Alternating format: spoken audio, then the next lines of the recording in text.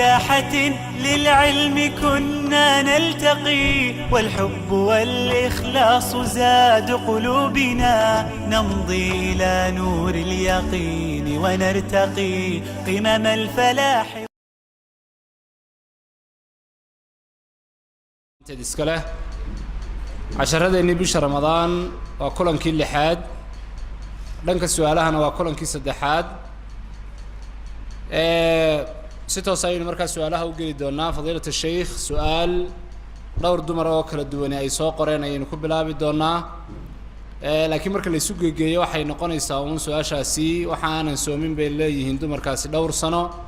mar uur baan lahaa mar waan jaqsiinayay haddana sanadkii ku xigay uur baan lahaa haddana kii ku xigay saas oo kale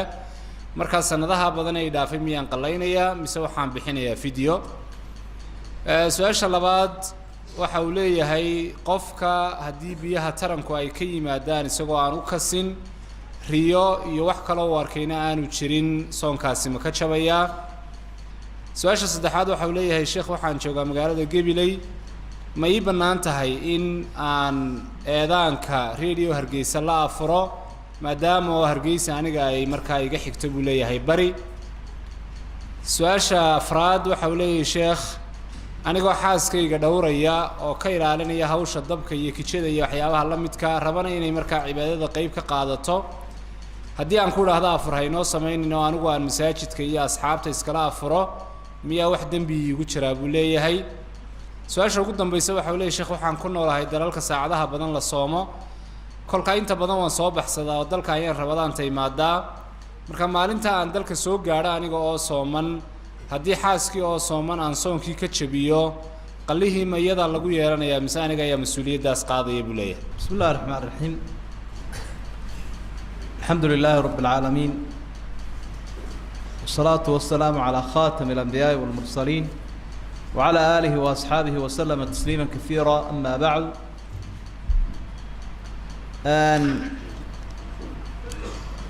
سؤاشا هراء قلب بدن ودمركي لغو يالانيو uurka lahaa iyo kuwii jaqsiinayay de marar horena waynu ka soo jawaabnay laakiin markaynu soo ururino waxa dumarka ah ee uurka leh ama jaqsiinaysa day nafteeda u baqdo iyo haday ilmaha u baqdaba horta way iska cuni kartaa cid iskuma khilaafsanaa madhabka raajixa ee culimada islaamku u badan yihiin waxa weyn ay soo qalayso ila qofka sidan uu ahaan ma fursad bay helaysaa sanadka dhaxdiisi fursad bay helaysaa markuu ilmuhu ka koro qalluhuna inay isku xidhiidhsaa daruuri maaha ama shardi maaha way kala kaxayn kartaa 5 cisho 10 cisho 20 cisho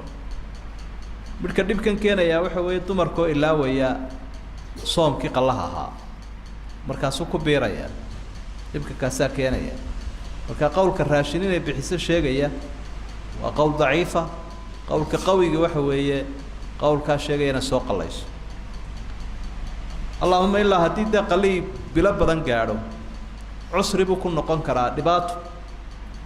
5 bilood 6 bilood haduu qalihi gaadho wala iska qaadan karaa marka qowlka ah raashin inay bixiso raashinkuna waa gadbad bariisa meelaha su'aasha labaad ma jabiyo soomka waxaan loo yaqaanaa ixtilaamka ama biyihii taranka oo qofkii ka yimaada ma jabinayo ama hun qaacadi axkaamta soomkaynu insha Allah ku qaadan doonaa laakiin iska huqaacintii iyo qofkii oo iska keena ayaa uu kaga jabaya soomka waayo arrintan arrin qofkii awood u leeyahay maaha waa wax awoodiisa ka baxsan marka kaasina waa mas'ala la isku waafaqsan yahay inaanu ka jabinayn magaalada aad joogto magaalo aan ahayn waa su'aasha saddexaad oo bari ka xigta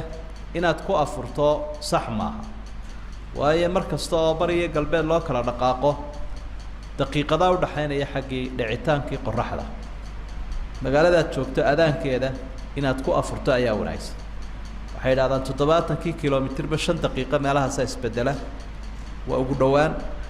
marka magaalada aad joogto adaankeeda inaad ku xisaabtanto ayaa sax ah su'aasha kale waa su'aal iska fudud hadday afur guriga ku samaysanayaan iyo haddii ay masaajidka la tegayaan waxaa muhiim ah in qofku inuu soomka waqtigiisina dhameeyo degdegna uu afuro marka gabalku uu dhaco ama masaajidka ha ka afuro ama xaafadda ha ka afuro taas wax macna sii ridana maaha su-aashan kale aad bay u culus tahay ee sheegaysa anigoo musaafira haddaan imaado xaaskii oo sooman ma ka jabin karaa soomkii sax miyay idinla tahay maya waa arrin qalada wey dembiya macnaa iyadiioo sooman inuu idhaahdo galmaan samaynaynaaye soomkii baan kaa jebinaya isaguna waa dembiile iyadiina waa dembiile marka iyadii waxaa lagu leeyahay inay 2 bilood soo soonto oo kafaara gudkiya soona qallayso maalinkaa marka waxaa soo dembiya miskiinadda ha horseedine meelahaaga iska warwareeg inta gabalku dhacayo wallahu aclam su-aasha ugu horeysa waxa uu leeyahay sheekh waktigee ama saacadee ayaa ugu mudan halkan aynu joogno oo aan tukan karaa buu leeyahay salaatuleylka ee noqon karta waqtiyada ku beegan xilliga uu ilaahay subxaanahu watacaala soo dego si markaa aan waqtigaa qiimaha badan u waafaqa buu leeyahay su-aasha labaad gabadh ayaa soo qortay waxay leedahay sheekh qofka dumarka ahi haddii ay soo gasho masaajid iyadoo weli aan la aqiimin keligeed ma iska tukan kartaa kadibna ma iska tegi kartaa mise haddii ay masaajidka timaado jamacii ayaa gabadha ku waajibaya su-aasha saddexaad waxa uu leeyahay ninkani suuqyada hargeysiya ganacsiga inta badan waxa ka dhaca inamada firfircoon ee ka shaqeeya in markaa qof kale u yeedho marka wuxuu leeyahay diintu maxay ka qabtaa in qof meherad ka shaqeynaya lagu yidhaahdo kaalay oo annaga noo shaqee waxaan ku siinaynaa lacag ka badan ta aad ka qaadato meesha aad iminka joogto su-aasha afraad waxa uu leeyahay ninkani sheekh nin ayaa waxaan amaahiyey lacag bir ah lacagta birta ahina way markaa qiimo dhacaysaa marka haddaan ku kala qaadano buu leeyahay maalintii aan lacagtaa kala qaadanaynay wixii ay joogtay maxay shareecadu ka qabtaa su-aasha ugu dambaysa gabadh ayaa soo qortay waxay leedahay sheekh waxaanu nahay arday jaamacadeed jaamacadduna waxay leedahay meel macmacaanla ama cafeteria ah waxaa ka shaqeeya rag waqtiga salaada markaa habluhu meheradda dhexdeeda ayay ku tukadaan iyagoo markaa raggiina jooga ama soo gelaya oo baxaya maadaama raggaasi ay ajnabi naga yihiin salaaddii ma noogu ansaxaysa inaan halkaa ku tukanno su-aasha hore waktiga tahajudka waxa weeyaan habeenkii marka laga dhigo 3 meelood waktiga u fiicani waa meesha dambe labada iyo wixii ka dambeeya ayuu athuluthu layl alakhiir waqtigeenan dhexe marka laga inaga inteenan dhulbaraha ku nool habeenkii 12 saacadood ama 12 saacadood meelaha hadduu noqdo labada laga bilaabo ilaa salaada subax intaasuu noqon karaa waqtiga thuluthka dambe ruuxan dumaraha tilmaamaysa markay masaajidka soo gasho ma iska tukan karaa way iska tukan kartaa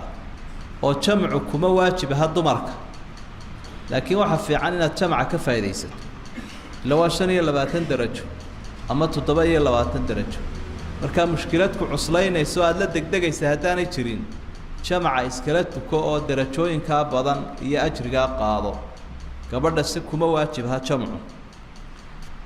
dadka meel ka shaqeynaya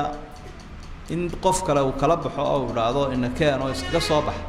sax ma aha waana arrin aan wanaagsanayn waana laga yaabaa adigana inuu mid kale kaala sii baxo sarifka aan la kala qaadanin lacagta ee raydka maanta ama waqtiga maanta qiimaha lacagtu intay marayso inoogu sii qor waa qalad sarifku wuxuu shardi ka dhigay rasuulku sallallahu alayhi wasallam labada lacagayo ee la isku sarifaya kala duwan in imika la kala qaato laakiin waxa ku kala iibsateen midalan dollar shilin baa ku kala iibsateen markaas oranaysa dollar igu sii qor hadhowto markaan soo noqdo intaasoo dollar un baa kuu keeniyay maadaama shilinku uu socsoconayo waa qalad waayo waxay israacisteen isku bedel ayaa samaysteen aan waxba la kala qaadan labadii lacagayo la kala qaadan marka shilinkaad aad wax kaga iibsatay baad ku sii qoraysaa hadhow marka uu kuu keeno shilinkiina dee waa kala bedelan kartaa waxaynu ku soo ururinaynaa jawaabta laba lacagayo oo kasta oo la isku bedelayo ama isku mid ha ahaadeen ama ha kala duwanaadeen waa in marka la kala qaataa salaada aynantaasi tilmaantay inay dukaanka ku tukanayso way ku tukan kartaa hadduu qof ajnabi joogana waa inaanu cawradaada arag haddii cawradaadu ay muuqato inuu ajnabigu arkaana waa ka xaaraan salaaduna way kaa buraysaa haddii cawradaada qayb ka midii muuqato cawrada gabadhuna jidhkoo dhan weeye marka laga reebo intaa wejiga iyo intaa gacmaha laga faraxasho intaa marka laga reebo jidhka cagiibaa cawro ah gacmihiibaa cawro ah lugihiibaa cawro ah intaa waa inay wada qariso marka haddii halkaa ku tukanaysaan oo saf ku jirtaan cawradiinuna qarsoon tahay salaadii wax dhibahoo uu idinku keeni karayaa ma jiro eegiddu qofka ajnabiga idin eegaya laakiin cawrada in la asturaabaa waajiba waanay dhacdaa dumar badan oo salaada tukada inaanay cawrada wada qarinin dumarka waaweyn ha u badnaadaan oo caguhu iska muuqdaan ama qoorta meelaha qaarkood ama gacmahan markay sidaa tidhaa gacmihii day iska bannaan yihiin ka cawrada ha la asturo wallahu aclam qaybta ugu dambaysa su-aalaha wiil dhallinyaraa wuxuu leeyahay waxaa aan ku noolahay dalka belarusia marka qaarkood markaa niman dhallinyaraa baanu doodnaa oo arrimaha diinta runtii aada uga hadhadla marka wuxuu uhi sheekh su-aasha aan doonaya waxa weeyaan xadiiska rasuulka sala allahu calayhi wasalam ma waxa uu fasiraad iyo tafsiir u yahay kitaabka qur-aanka oo keliya mise sidiisa ayuu waxyi taagan u yahay oo isaga ayaa isaguna usii baahan in lasii fasiro waa su-aasha koobaad su-aasha labaad gabadh ayaa soo qortay waxay ku nooshahay dhulalkaas waxay tidhi gabadh aanu saaxiib nahay oo qurbaha ku kortay ayaa waxay isticmaashaa daroogada loo yaqaano xashiishka ama xashiishadda loo yaqaano jidhkeeduna wuu bartay oo uu la qabsaday ismana bedelo marka bishan barakaysan ee ramadaan ayaa iyadoo soomaysa goor habeennimo ay xashiishaddii isticmaashay subaxiina way soontay oo way tukatay markaa soonkeedii ma laga aqbalayaa oo ma u ansaxayaa bay leedahay su-aasha ku xigta waxa uu leeyahay saa'ilkani waxaan deganahay waddamada yurubta waxaanaan jecelay maalin walba maadaama bil khayr badan lagu jiray inaan sadaqo la baxo laakiin dad muslimiin oo dawarsanayay inta badan ma arko markaa sadaqadii ma ku ansaxaysaa gaalkii dawarsanayey ee waddooyinka fadhiyey ma siin karaa buu leeyahay su-aasha afraad gabadh baa soo qortay waxay leedahay sheekh waxaan loo yaqaano qalin sunnaha ama indhakuusha ama waxyaabaha la midka ah gabadhu ma ku bedeli kartaa qaabkii ay lahaayeen sunnayaasheedu si kumeel gaadh ah sida waxaan meekabka loo yaqaano oo kale iyadoon waxba bedelin mise waxay soo gelayaan xadiidkii dumarkii markaa khilqadooda iyo abuurkooda wax ka bedelayey su-aasha ugu dambaysa gabdho arday ah oo dhul gaaleed jooga ayaa soo qoray waxay leeyihiin waxaanu la degannahay hostelka ama meesha aanu degannahay gabdho kale oo marka aan muslimiin ahayn waqtiyada marka aanu isticmaalayna xamaamka anagoo weysaysanayna waxay kaa soo horbaxayaan adigoon asturnayn ama tima qaawan ama waxyaabaha la midka ah dumarkaasi gaalada ah markaa miyay weysadayadii iyo salaadayadii iyo cibaadadayadii wax u dhimaysaa in markaa anagoon asturnayn ayna arkaan dumarkaasaan muslimaadka ahayn su-aasha hore xadiidka iyo qur-aanka labaduba waa waxyi rasuulku sala allahu calayhi wasalam markuu taa ka warramaya wuxuu ihi dii waktigu sii dheeraado waxaa laga yaabaa qof dhergay oo sariirtiisa iskaga jiifaa inuu yidhaahdo annagu qur-aanku baanu qaadanaynaaye xadiis ma naqaano ogaada buu nebigu innamaa uutiitu lqur'aana wa midlahu maca war qur-aankana waa laysiiyey waxyi kaloo la midana waa laysiiyey marka sida loo daliishanayo qur-aanka ayaa xadiidka rasuulka sala allahu calayhi wasalam isagana loo daliishanayaa waa xadiidka sugan weeye ee saxiixa ama xasanka ah tafsiirna wuu yahay xadiidku qur-aankana tafsiir buu u yahay siduu ilaahay ba yihi waanzalnaa ilayka dikra litubayina linnaasi maa nuzila ilayh waanu kugu soo dejinnay qur-aanka adigoo dadka u fasiraya su-aasha dadkaa dabaddu ay soo qoreen xashiishadda iyo soomka xashiishadda in la isticmaalo waa xaaraan waa dembi weyn waa mukhadaraadka waxyaabihii qofka maandooriyaha ee caqligiisa doorinaya wey dunuubta waaweyne kabaa'irta ah ayaa ay ku jiraan waxaasoo la isticmaalo iyo khamrigiiba iyo maandooriye kastaaba haddii laakiin qofku marka uu waxaa isticmaalo xalay oo kale soo isticmaalo uu soomo isaga oo caqligiisu caadiya oo aan waxba ka bedelayn oo miyir qaba soomkiisi wuu ansaxayaa waayo soomku uu ka ansaxayaa qofkii miyir qababa laakiin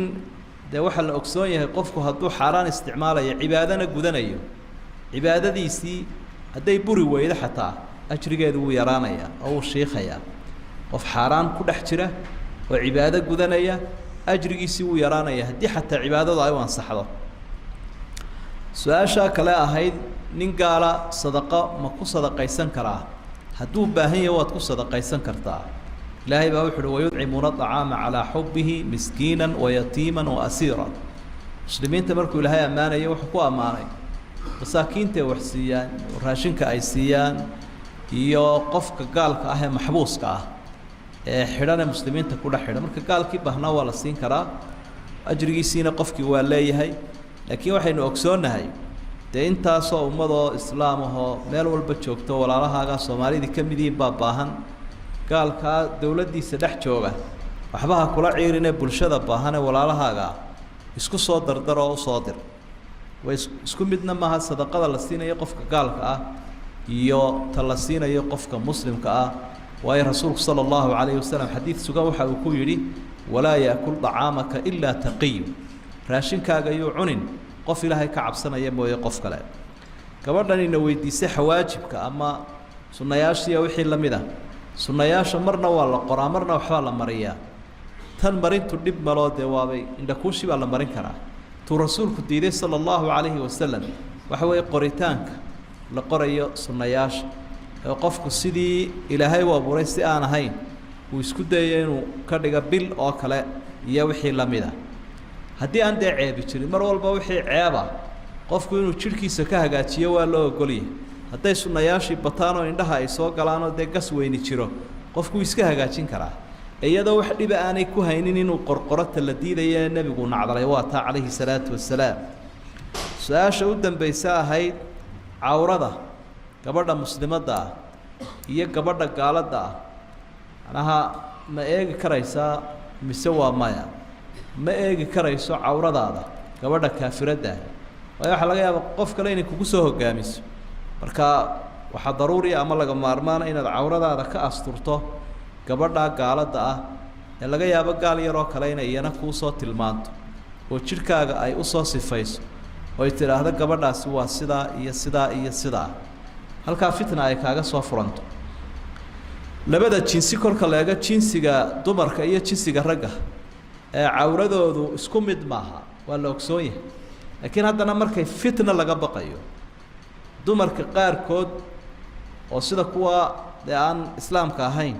cawrada inay gabadhu ka qarsato weeye siday ninka ajnabigaaba uga qarinayso ama inta ay maxramkeeda ka qariso in la ego waa inay iyadana ka qarisaa wallahu aclam jazaak allah khayr sheekhana waxaa jira waraaqo sidii barnaamijka aynu bilaabmay runtii ina soo gaadhayey dad xanuunsanaya dad ka dhibaataysan yihiin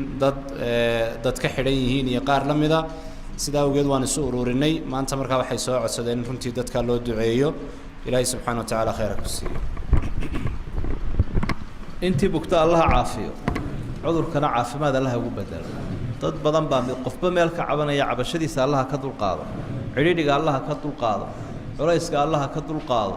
cafiskiisa caamka allahayna siiyo soomkana allah inaga aqbalo salaadii iyo cibaadaadkao dhanna allah inaga aqbalo waxaynu haynana allah inoo barakeeyo waxaynu ku hamiyeyna khayr lana allah ina waafajiyo sala allahu calaa nabiyina muxamedin waaalihi wasaxbi wasallam subxaana rabbika في ساحة للعلم كنا نلتقي والحب والإخلاص زاد قلوبنا نمضي إلى نور اليقين ونرتقي قمم الفلاح وتاجنا أخلاقنا في ساحة